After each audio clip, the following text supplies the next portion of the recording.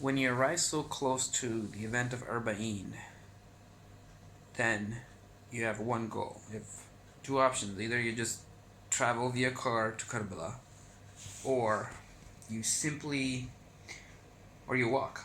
It's called mashee. So mashee is an Arabic word for this particular event, where you walk from the city of Najaf, from the shrine of Imam Ali salam, through the the oldest graveyard in the world, to Shara Karbala, the street, the highway Karbala, and then to Karbala, to the shrine of Imam Hussain salam and the shrine of Abbas salam. In fact, the poles and near the shrine of Abbas salam is a place called Bain al-Haramin. Bain al-Haramin means in between the two shrines. Haram means shrine, and that's where you end. And it's roughly 80 kilometers or 88 kilometers, I'm even saying. I think that's right. 70 kilometers not right, because they don't count for a lot of in between. So 1,400 poles plus some, and 88 kilometers. It takes a long time. So this is part of the experience. Not everyone has to do it. It's not obligatory, but it's everybody wants to do it. And some people do it a little bit, some people a whole lot, some people do the whole 9 yards. I didn't have time. I had too much luggage. I walked 2 days partially, and then I took cars. I fell down from the bus down to the 4 ladders down, and it hurt my couple of things. You can see one of them is right here. It looks bad. It doesn't feel as bad as it looks. I'm fine. I'm doing okay. Things happen, but that walking is a hell of an experience. Bruises and blisters on your feet, a lot of sweat, 110 degrees at parts of the day, 95 to 100 other parts of the day. Nights much cooler. Problematic, but people do it. Millions, 26 million do it. So let's dive into it. I'm going to show you my first video. My first goal was from the airport to get to the shrine of Imam Ali. It's not a good video of the shrine of Imam Ali, but the point was I just wanted to include that, and I am returning to the shrine of Imam Ali later, so I will make some better videos of the shrine to get you an idea of what that is like, what the shrine is like, and what Imam Ali and the everything around him is like. Right now it's all about walk and the troubles of the walk, nothing more. So we will get back to those. Do watch those. You will not regret those. And I apologize for terrible videos. My format is awful because my phone is awful, and if you spin it while you're making a video not realizing, then it screws it up, and oh my god. So anyway, let's continue this journey. Inshallah, you'll be with me and learn more about this whole thing. Inside the shrine of Imam Ali alayhi salam. Can't explain.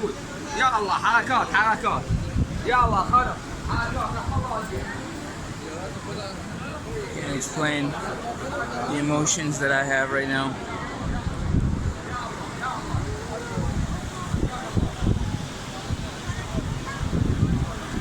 Right behind me is the shrine. I would love to have taken some video inside, but maybe later. I've started my mashee, the walk. Just left the shrine, and you can see, well, it's hard to see with the phone, but as far as the eye can see, there are people walking in that direction. Some are coming back too. It's because this shrine and the graveyard around it is very historic places. There are a few prophets buried here, including Adam, Noah, Lut, and a few others, Ishaq or Isaac.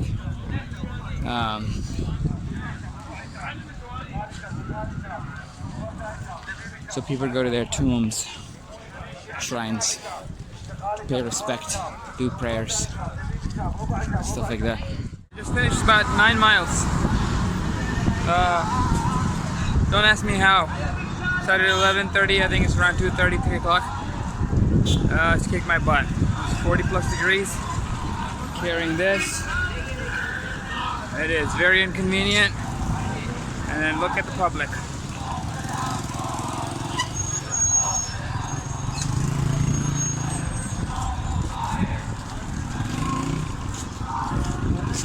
Uh, 60 some more to go.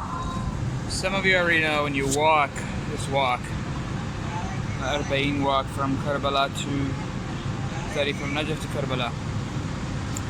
on the way, there's these things called muwakkab. Or mokab. We call it muwakkab, but it's literally mokab. Mokab it comes in all kinds of sizes and shapes and features. I just happen to find a nice one that has a little bit of air conditioning in it. Still open air. There are couches here, and so on and so forth, where you can rest. If you need to freshen up, you can do that. Up front, they may be serving food. They may not. Depends on the time of the day. But it's pretty slick. So what I'm going to do is I'm going to show you what that looks like. And there it is. So it's kind of like couches all around. Sometimes they have rugs. As you can see, these are prayer rugs, but you can still see a gentleman sleeping on it. And then there's evaporative cooling devices. Coolers, they call them, are there. And then there is in the back an additional privacy area, whatever you need, bathrooms, everything. So yeah, taking advantage of that, staying there and cooling off, getting rested.